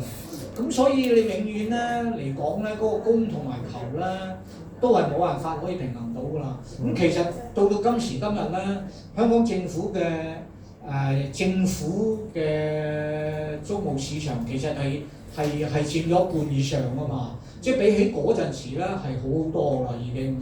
即係歷史你應該睇咧，即係個好嘢，你唔好咧就俾咗個標準，然後咧話點解佢成日都唔達標啊？咁呢個係冇辦法嘅，即係等於嗰啲衞生環境。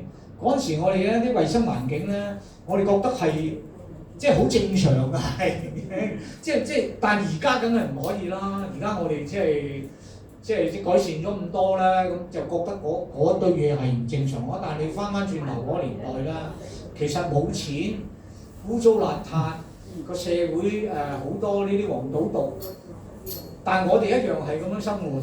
即係問題就係你唔好走咗嗰堆嘢嗰度咯，即係你要自己走翻你自己應該走嘅位嗰度做嘢咯嚇。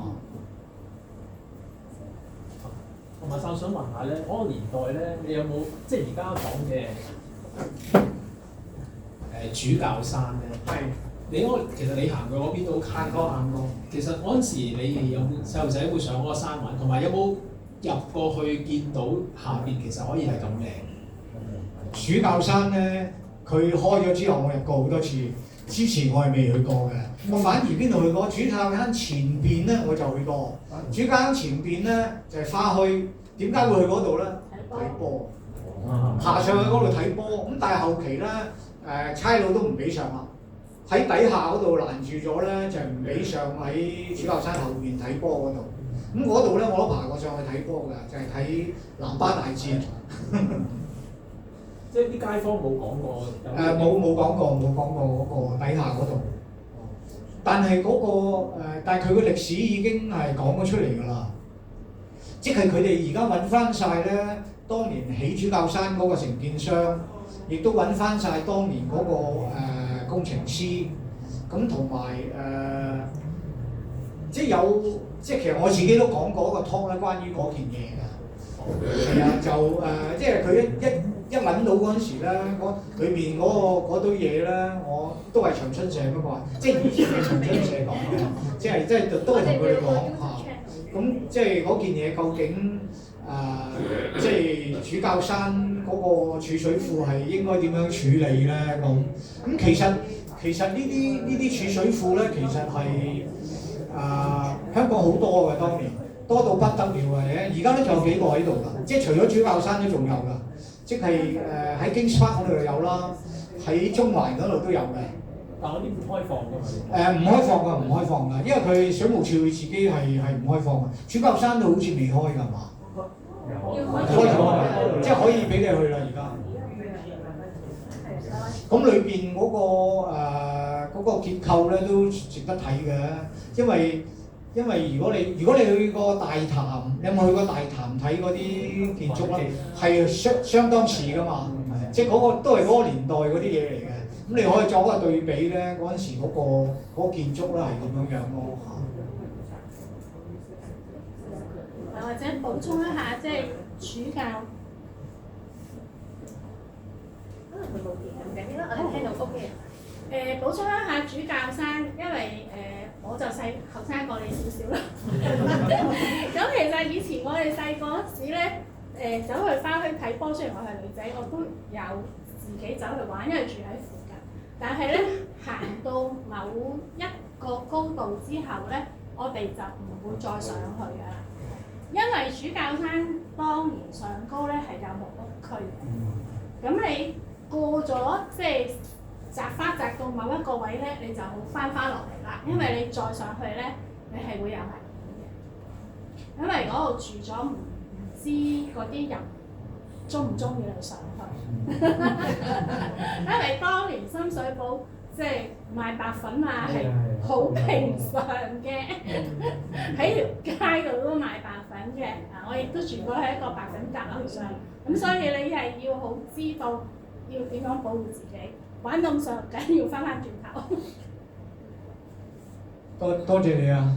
多謝你，唔係即係事實上都係㗎，因為咧嗰陣時嚟講咧，你入到一啲地區咧，其實我哋係唔會走入去嘅，即係因為太多咧黑社會啊，太多道友啊，咁即係通常都係即係先生好屋企好咧，都教咧係唔好去嗰啲地方。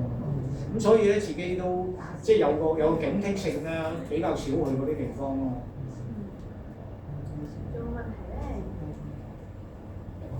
上幾屋村拆嗰陣時，啲街坊點啊？覺得唔捨得佢哋啊？我唔知啊，因為我搬走咗啦。一講你問我啊，問佢。我知。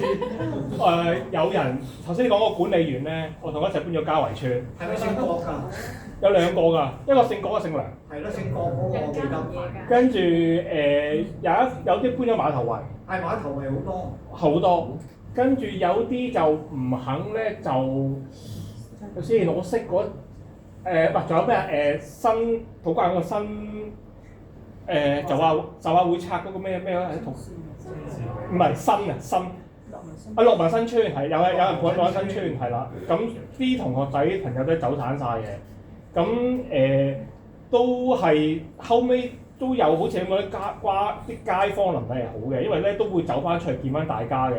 咁睇下冇肥到瘦到矮咗咁樣睇翻嘅。但係後尾整下大家就慢慢即係。都開始疏咗，因為始終唔係一齊生活，亦都唔係所謂共同一個空間，或者我覺得大家醒起，譬如有啲你放紙鷂嗰度咧，下低有兩棵大樹咧，我細個見打風冧咗啊，係真係扮到我屋企啲玻璃窗，咁係即係呢啲事大家都嗰時都會再講翻咯。咁但係 end up 去到而家，就算嗰時啲朋友仔而家刻都冇再聯絡，喂失晒聯啦。有啲去咗外國，我知道；有啲可能喺香港唔知做其他嘢唔知道咁樣，所以都有一個嘅感受喺度，大家都係我即係副委話我自己至少有先啦。咁我所以特登嚟聽呢個 talk 咁樣，但係 end up 而家點唔知嚟嘅，但係總之好明顯係大家都一齊咁樣長大咗啦。我哋嗰邊咧就移民率係好高嘅，係，即係而家喺香港我諗10個都未必到。即係我自己識嗰啲啦，咁但係其實我都識好多嘅，因為我係好曳噶嘛，周圍即係打波又啱，踩單車又啱，乜嘢都啱噶嘛，咁所以咧係即係成堆人，咁但係咧就移民率係高，我唔知你哋嗰個年代移民率高唔高啦？應該少啲，因為嗰陣時香港經濟就開始好咗好多，即係我哋受惠於好局係，咁跟住係咯，即係過得香港讀書或者係發展自己嘅工作事業咁樣，我批。係喎，我哋嗰條村出咗個狀元喎。係咩？都唔知喎。其實好多個狀元，只不過有一個賣報紙啫。嗰個係因為嗰陣時會考只能夠考9科嘅啫嘛。咁佢係9科都 A， 我報紙有賣嘅。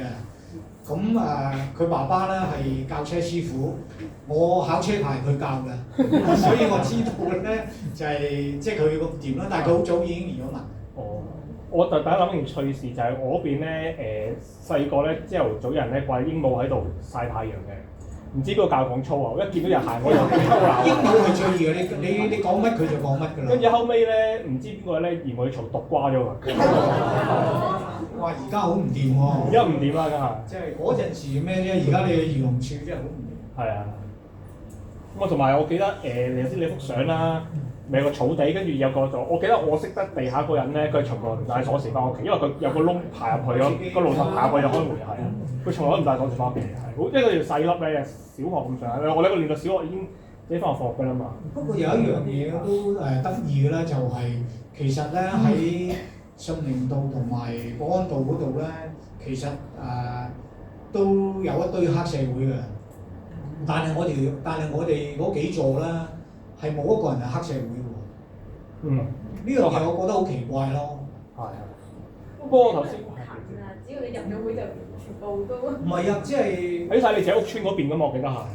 係啊，唔係呢邊又有，嗰邊有，信寧道嗰邊一樣有嘅，有幾檔咧，佢哋根本就喺度。即係嗰陣時覺得好得意嘅咧，就係點解啲差佬即係走入去食嘢唔使俾錢嘅，即係冇錯冇差佬咁滯，咁就係嗰班有招呼嗰班差佬喎。同埋我記得你哋屋村時咧，我好細，我記得印象咧，一隻狗瞓喺樓梯死咗，嘔晒白泡。後尾我細個都唔知發生咩，好深刻。後尾大個先知道原來呢啲人咧揾隻狗嚟試啲嘢夠唔夠熟。佢隻狗瓜咗咧，就代表啲嘢熟。後尾先知道係啊。咁樣。係啊。你講起食狗肉咧，我又記得一個古仔啦，就係即係話我哋講山寨廠嗰度啦，咁就有一隻貓咧喺天台跌咗落嚟死咗嘅，咁嗰啲人咧就執咗，佢話呢個老貓咧係正啊咁講，就有條友咧就自告奮勇啦去煲貓湯。但係好甜嘅，但係貓肉咧就好孱嘅，係食唔到嘅貓肉，即係孱到咧，即係嗰陣時係狗肉啊，當然大把人煲啦，嗰陣時一煲就全街坊都知道㗎啦，有時分添，即係因為你陣味幾層樓都聞到㗎嘛，咁你梗係要冚住把嘴咯，係嘛？我想問下咧，你食過貓肉咧？我冇食過貓肉，我飲過貓湯嘅。貓湯，咁你有冇聽過咧？有啲人話食咗貓眼咧，隻眼會好好。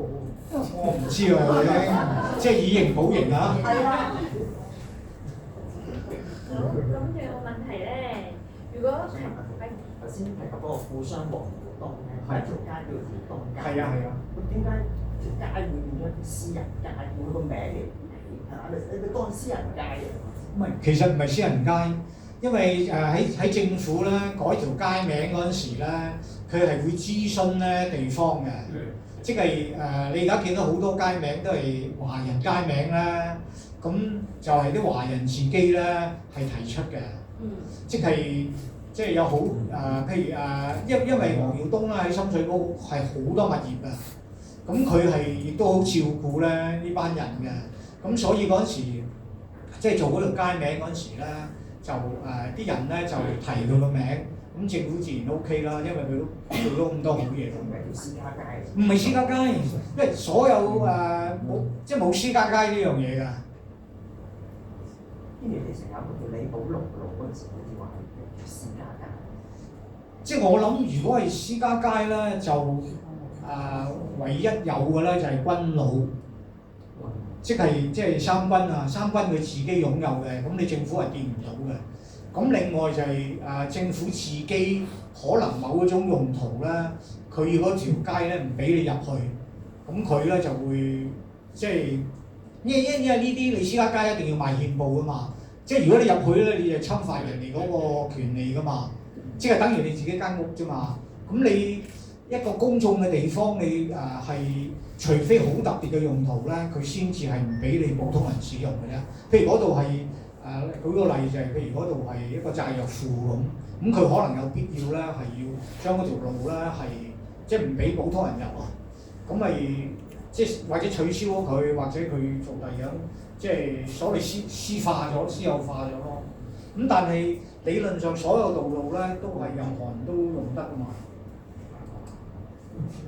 我想問翻街命名嗰度咧，咁深水埗度好多啲以大陸嘅地區桂林街，但係亦都有啲台灣嘅基隆街，同埋咧我聽過咧大南街其實我成日搞錯咗個名，其實佢想叫台南街嘅。咁我想問啲街名嘅組成咧，其實有冇少少即係因緣係政府去定啊，定係同嗰度居民住嘅組成有啲關係？其實咧喺1953年之前，所有改街名都係由公務局負責嘅。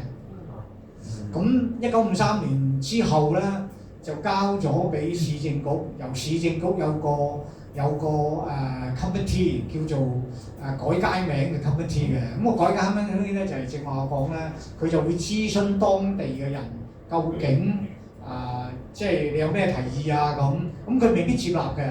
咁即係之後就係咁樣做啦。咁但係呢個改街名咧就係好 depend on 咧嗰個即係嗰個年代係吹緊咩風嘅。咁正話你提深水埗個基隆街同埋大南街啦，其實我都仍然有個疑問喺度嘅，因為咧即係黃竹咧其實都喺台灣嚟㗎嘛，但係一個好細嘅地方。咁但係即係基隆咧就係一個好大嘅地方啦。咁你命名基隆街就係有理由啊。咁台南亦都有好大嘅地方啦。咁黃竹咧就喺台中嚟嘅，咁但係一個好細嘅地方。咁即係似乎嗰樣嘢咧又未必，即係我冇印證過啊。不過我覺得咧都係即係要做一啲研究咯。究竟因為如果淨係得兩條街咧就係好少嘅。咁你嗱，我舉個例咧，就係當香港政府咧北京條約攞咗九龍之後咧，喺油麻地咧係起馬路，咁喺彌敦道嘅西邊，全部都係中國嘅地方名，北京道、咩漢口道、咩廣東道、咩即係成堆都係啦。但係喺彌敦道嘅東邊咧，全部都係鬼佬嘅，咩摩地道乜諾士佛台乜嗰堆咧就係英國當年殖民地部嗰啲大官嚟嘅。咁因為咧東邊，因為喺東邊咧全部西人住啊嘛，咁佢改嗰啲名咧就係就翻西人嗰啲咩啦。咁但係喺西邊咧全部都係華人住噶嘛，咁佢改咗呢啲即係中國嘅名咧。嗰啲人咧對嗰度有歸屬感咯，咁所以咧就有陣時咧就係好睇下當其時嗰個情況咧，即係個政府嘅策略上需要點咯。咁即係仲有一樣嘢咧就係渣甸山啊，即係戰後咧香港政府咧將渣甸山發展，咁咧就而家整個渣甸山咧都係工務局長嘅名嚟㗎。冇一條唔係，整個渣甸山都係工務局長嘅名，因為點解咧？因為嗰個年代咧係工務局負責改名啊嘛。咁佢改完個隊之後咧，佢先至交俾呢個市政局啊嘛。唔係呢個我陰謀論咋，即係我無法證明。不過咧有咁嘅情況喺度咯。咁所以即係譬如你呢度大角咀嗰堆花用花嚟改噶嘛，咁你有一村又係用花嚟改噶嘛，咁通常咧都係比較多嘅，好少話零丁咧係幾條，除非係有特別原因嗰個人喺嗰度做啲嘢咯。咁即係譬如九龍塘咁先算啦。咁你九龍塘個街名咧，因為早期咧九龍塘係一班香港嘅中產西人咧係要提出嚟起嘅整個九龍塘。咁所以咧，佢起嗰陣時咧，全部都係英國嘅地方名嚟嘅，即係你睇睇咧，全部都係英國地方名嚟嘅。咁唯獨一條唔係咧，就係咩咧？就係河東道。咁點解河東會喺九龍塘有條咁嘅街名咧？咁其實個古仔咧就係因為九龍塘發展九龍塘嗰陣時咧，嗰個即係嗰班人咧係冇錢啊，爛咗尾，咁啊焊咗喺度，咁結果咧由河東帶頭咧，就同班華人咧係同佢埋咗尾，咁所以咧九龍塘咧就俾翻條名咧河東咯，因為河東唔喺嗰度住噶嘛，咁但係即係個古仔咧，可能同當其時嗰個歷史可能有啲關係。我哋最後一條問題馬先生就話，咁因為頭先你講殯葬啦，同埋咧深水埗嘅。你細個嗰時有冇去南針嗰度做嘢，或者係南針製造廠啊？即係南金嗰個位。我知，但係即係嗰陣時我都唔記得咗我唔記得咗嗰間公司究竟咩名。我有啲啦，而家都80幾歲啦，佢同我講過一樣嘢，要出名，因為佢個人工好高。咁嗰陣時佢有句説話㗎，揾老婆就去南針。咁其實即係黃金商場嗰個位。咁變咗咧，就因為嗰度都幾近下，咁成日就呢個去即係行到嗰間廠嗰度。多謝晒你嘅資訊，唔係豐富晒，都係長輩即係其實即係我所以我開頭講咧，我條村嗰度好細嘅啫嘛，同埋我都係個排喺嗰度嘅。嗰個地理位置你就相對嚟講係近嘅，咁同埋就即係乜都攤唔睇啦。原來咧深水埗都住咗幾多影人。因為影視界係啊，即係容小意啊、李清咧就係住喺九江街舊本書處嗰度。咁原來因為有陣時美華片廠就喺大坑東嗰度嚟，後尾先至再搬咗去虎山道嗰個位。所以有陣時點解你哋會住呢度咧？因為個片廠係嗰時行過就係要。OK，咁唔該晒你先。多謝晒，哇！越嚟越多嘢啊，好似仲有嘢問。因為我細個住過大南街，咁係啦，我有啲好奇點解會有台南？唔係個譯音啊，音譯。哦，即係譯音嗰時。即係有唔係啊？嗰位先生講咧，就係有一個説法咧，就係即係基隆街同大南街即係咁近，有可能都係用台灣地方名嚟改。咁而大南咧就係嗰陣時嗰啲即係嗰啲音咧未正，應該就係即係台南，有一説法係咁咯。好啦，咁今日咧嘅活動咧就差唔多，我哋活動完之後，我哋影張大合照先，我哋請